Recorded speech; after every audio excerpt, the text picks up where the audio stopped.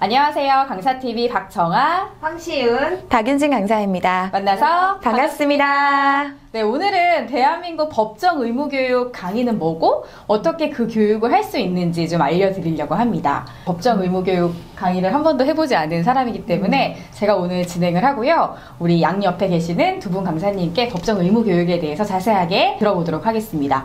윤진 강사님, 일단 법정 의무교육이라는 게 도대체 뭔가요? 기업에서는 연간 법적으로 필수로 정해져 있는 교육이 있습니다. 그 교육을 의미하고요.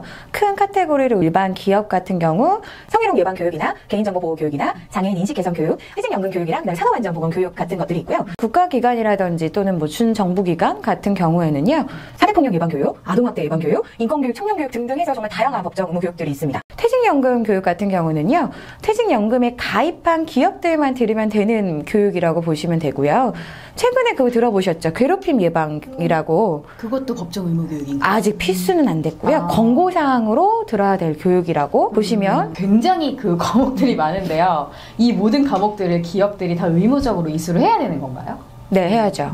필수적으로 하지 않으면 사실 강제사항이라 과태료도 있고요. 직원들이 되게 싫겠다. 네, 힘들어해요. 의례적으로 듣는 거죠. 맞아요. 다행히 꼭 외부 강사를 쓴다거나 뭐 전문기관에 맡기지 않아도 기업의 업종이나 인원수에 따라서 자체 교육도 가능하고요. 그렇게 어려운 것만은 아니라 그래도 생각보다 조금 까다로운 교육이 아닐까 생각을 하는데요. 그 기업들이 법정 의무 교육을 어떻게 지금 소화를 하고 있나요? 다양한 방법이 있습니다. 첫 번째로 온라인 교육 동영상 강의로 대체하는 경우도 있고 외부 강사를 초빙을 해서 전문가에 의해서 교육을 받는 경우 이렇게 다양한 방법으로 진행을 하고 있습니다. 일반 기업은요 거의 연말에 몰아서 4시간, 5시간씩 쫙 교육을 듣는 경우도 있고요. 그래서 연말에 강사님들이 맞습니다. 네, 얼굴을 볼 수 없죠 우리. 네.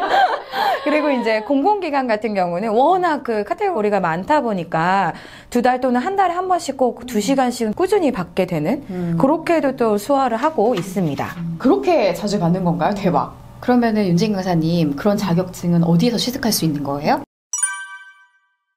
산업안전보건교육 같은 경우는 국가고시인 산업안전기사 자격증을 취득하고요. 실무 경력으로 3년의 경력이 있으신 분들은 근로자를 대상으로서 교육이 가능한데요. 안전보건 담당자들이 아마 각 기업에 있을 거예요. 그 안전보건 책임자나 관리자를 교육할 수 있는 강사는 7년의 실무 경력이 가지고 있어야만 가능하고요. 전에 들은 얘기라서 확실치는 않지만 그냥 강의할 수 있습니다 하고 어떤 강사님이 가서 산업안전관리 교육을 한 거예요, 기업에. 근데 이제 교육의 일지나 이수증이 나가야 되잖아요. 네네. 자격이 없었던 사람인 게 그때 들통이 났고 아이고.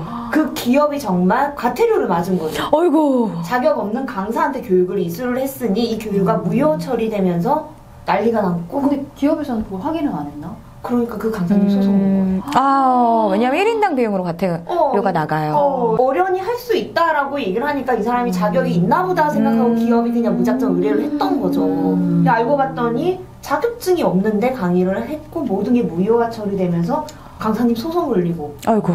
산업안전관리교육 같은 경우는 정말 철저하게 좀 알아보시고 자격 요건을 갖추셔야 되지 않을까라는 생각을 해봅니다. 신청을 해서 교육을 이수하겠다라는 것 자체부터가 좀 까다롭기 때문에 이것도 서류 준비가 철저하게 준비가 되어서 통과 후에 교육을 이수할 수 있는 부분이고요. 성희롱 예방교육도 이제 고용노동부 관할 기관에서 교육을 받으시고 법정 의무 교육이 그냥 인터넷 찾아보고 법 내용 대충 보고 강의를 할 수 있는 과목이 절대 아니라는 거. 법으로서 처벌받을 수도 있다. 이 점을 좀 주의하셔서 자격증 취득하셨으면 좋겠어요. 네. 뭔가 진짜 다 법이랑 관련이 있는 것 같은데요. 이런 강의를 하려면 법 공부를 하는 변호사나 그런 사람들이 해야 되는 거 아닌가. 어느 정도 수준의 법을 공부해야 가능한 건가라는 생각이 드는데요. 윤진 강사님 어떻게 생각하세요? 저도 성희롱 예방교육, 개인정보라 이런 자격증을 땄거든요, 민간에서. 근데 강의를 하려고 하다 보니까 업종이나 업태에 따라서 너무 알려줘야 될 내용도 다르고 법령을 공부를 하다 보니까 노무사 시험에 성희롱 예방교육의 카테고리가 들어가고요. 행정사 시험에 개인정보보호법 시험이 들어갑니다. 그러니까 생각하시는 대로 진짜 법령을 공부해야 되는 당연히 변호사 수준까지는 아니지만 노무사와 행정사 수준 정도는 돼야 되지 않을까. 나는 변호사 시험 보시는 거 아니에요? 곧 논에 들어갈 것 같습니다. 제가 궁금한 거는 자격증을 취득하면은 바로 현장에 가서 교육을 할 수 있는 건지, 매년 법이라는 거 계속 바뀌는 거잖아요. 근데 그런 정보는 어디에서 얻으시는 건지? 일단 자격증 취득하면 강의 갈 수 있습니다. 있습니다. 너 좋다.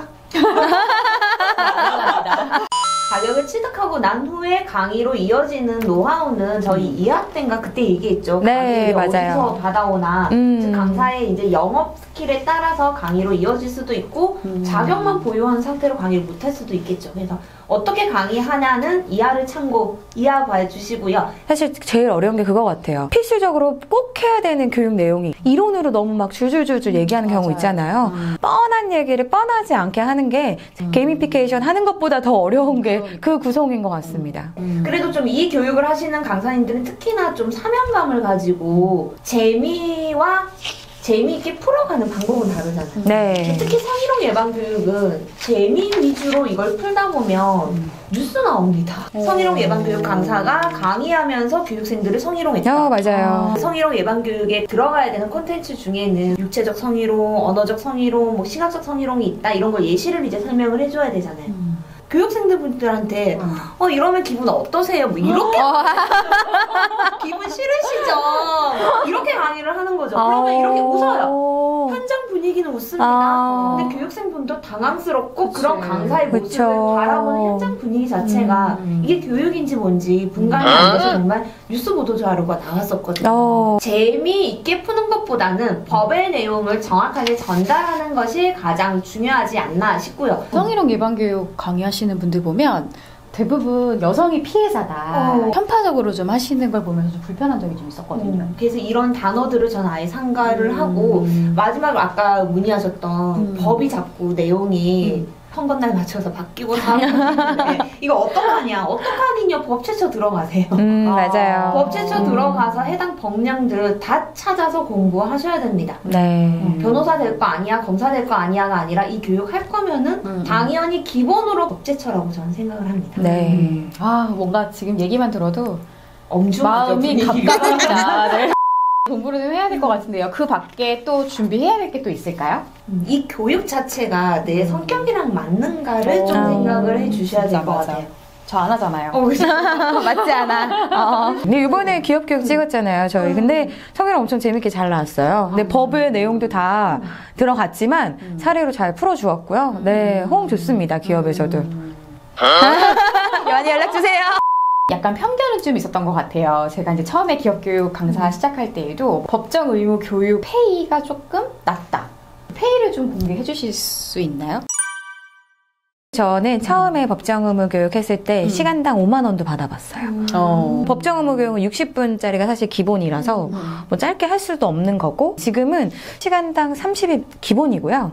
장애인식 개선 교육이나 이런 교육들은요 4, 50 이하면은 받고 싶어도 의뢰를 못 받아요. 평균 한 40 정도는 되지 않나? 이거는 근데 깎는 것도 없어요, 기업교육처럼. 요건 항상 픽스다 이렇게 많이 생각을 하시죠. 특히나 장애인식 개선 교육은 하시는 분들이 그렇게 많지는 않은 것 많지 같아요. 않아요. 아직까지는. 네, 그죠? 맞아요. 기업교육 강사가 장애인식 개선 교육 강사 자격증을 따기가 너무 어려운 현실이고요. 굉장히 자격 조건이 까다롭고 뚫기가 힘든데 뚫었죠. 네, 전 초반에 해서. 초창기. 네. 맞아. 제가 이 분야를 모르는 사람으로서 뭔가 의무 교육이라 그러면 교육생들의 수업 태도가 좋지 않고 그냥 의무적으로 와서 그냥 앉아만 있다 가는 그런 느낌이 되게 강할 것 같은데 어떻게 전환을 시켜놓는지가 되게 궁금하거든요. 성희롱 예방교육 같은 거 할 때는 강사 대상으로 태클을 걸거나 실제 막 성희롱을 한다든지 짓궂은 질문을 한다든지 있어. 그런 일들이 좀 있을 것 같아서 되게 불안한 마음이 좀 있는데 어떻게 좀 대처를 하세요? 제일 처음에 성희롱 예방교육 2013년도에 시작할 때 성교육이라고 생각하신 분들이 많았어요. 맞아요. 예전에 그 구성애 선생님이 하셨던 구성애 선생님인 줄 알고 저 그냥 웃으면서 성교육 아니고 성희롱을 예방하는 교육입니다. 자, 예방한다는 얘기는 하지 마시라는 얘기인데 이 얘기를 왜 성인들을 붙들고 할까요? 라고 하면서 한번 던집니다. 사람들이 순간 말을 못하죠. 성희롱 하실 거예요? 아니죠. 그죠, 상식선의 얘기죠. 근데 이거를 국가가 법정으로 지정을 해버렸네요. 교육으로. 왜 우리 이 교육 받을까요? 하는 사람들이 있겠죠. 이렇게 얘기를 하면은 이제 사람들이 엄숙하게 하고 이제 바라봐 주세요. 시훈 강사님 말처럼 저도 오프닝이랑 엔딩 되게 중요하게 생각해서요. 교육으로 좀 집중할 수 있는 사례를 그림이나 이런 걸로 좀 오프닝 엔딩을 꼭 활용해서 기억에 남게 많이 유도하는 것 같습니다. 그리고 지금 코로나 때문에 사실 상반기에 받아야 되는 법정 의무 교육들을 기업이나 공공기관이 모두 거의 못 받았다고 보시면 돼요.